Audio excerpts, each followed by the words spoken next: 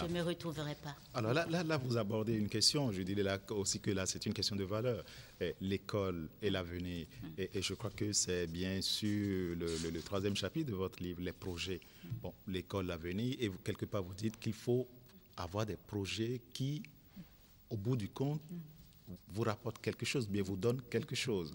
Et je crois que c'est dans ce contexte que vous montrez toute l'importance de l'école.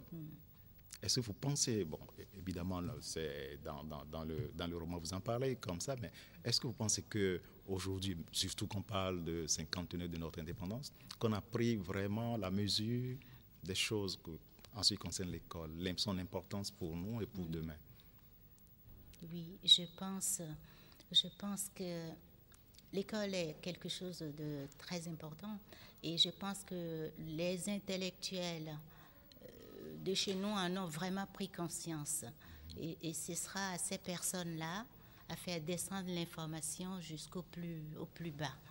Parce que sans éducation, nous n'avancerons pas. Voilà. Quand je vois les pays de l'autre côté, dans le monde international, ils n'ont rien de plus que nous.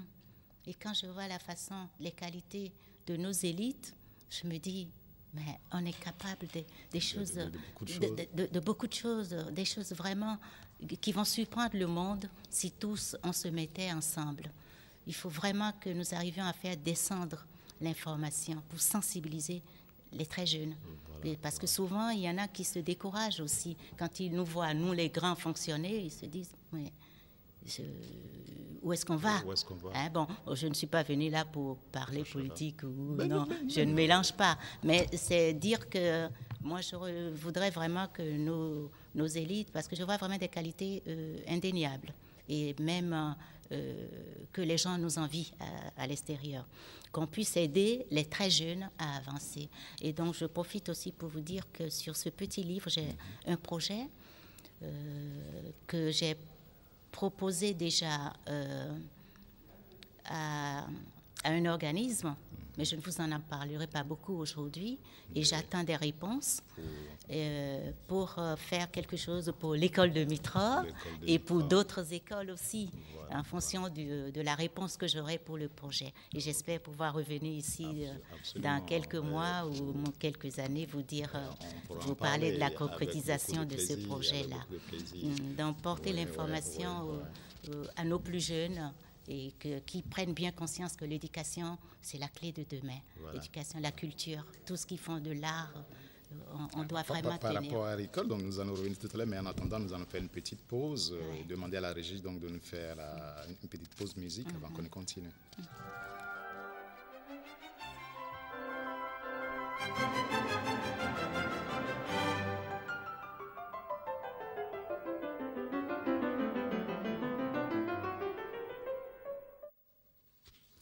Alors, madame, on parlait tantôt donc de l'école. Alors, vous avez fait quand même aussi allusion donc aux valeurs, toutes ces valeurs qu'on retrouve le long de votre ouvrage.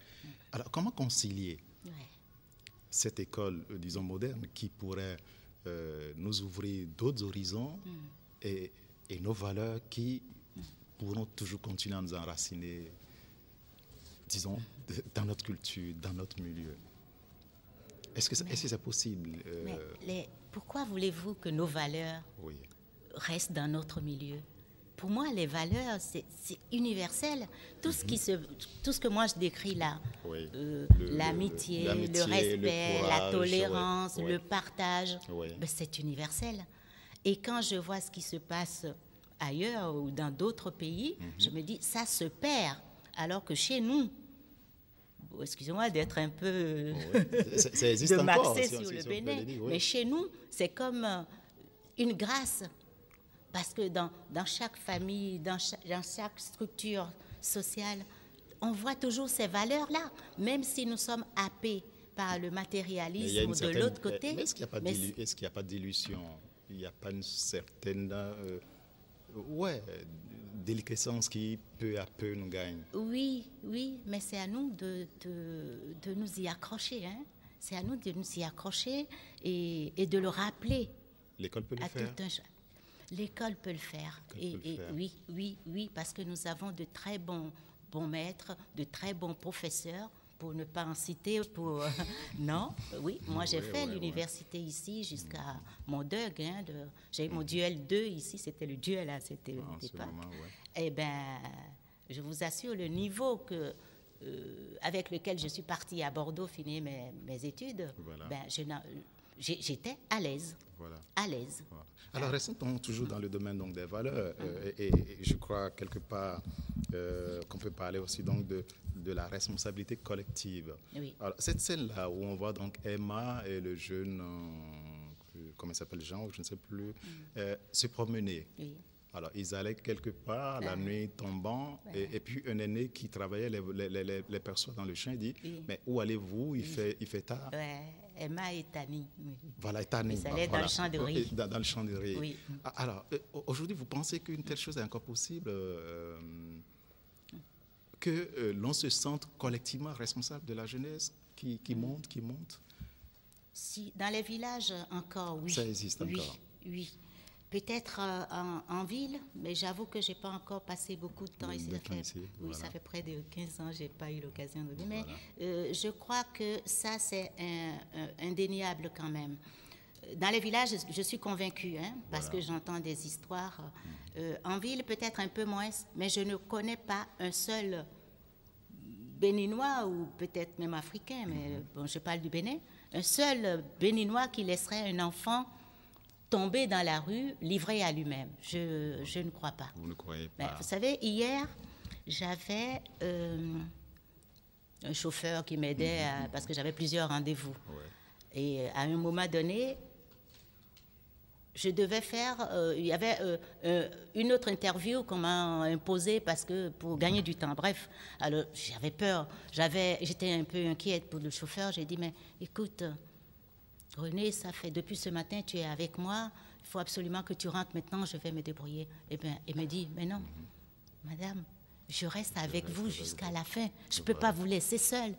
Pourtant, moi, je suis grande, je peux me débrouiller, je peux marcher, Non, il fallait qu'il reste avec moi. Vous voyez, j'avoue que des choses comme ça, vous n'en verrez plus vraiment de l'autre côté, je ne crois pas. Hein. Voilà. Hein? Là, j'ai déraillé un peu, mais c'était pour... Bon, mais madame, là, c'est ce que je disais au départ, hein, 30 minutes, ça passe comme un vol d'oiseau. Nous sommes déjà à la fin de cette émission, mais peut-être qu'on va vous écouter en Martinique. Peut-être un mot. Il y a le créole martiniquais, je crois.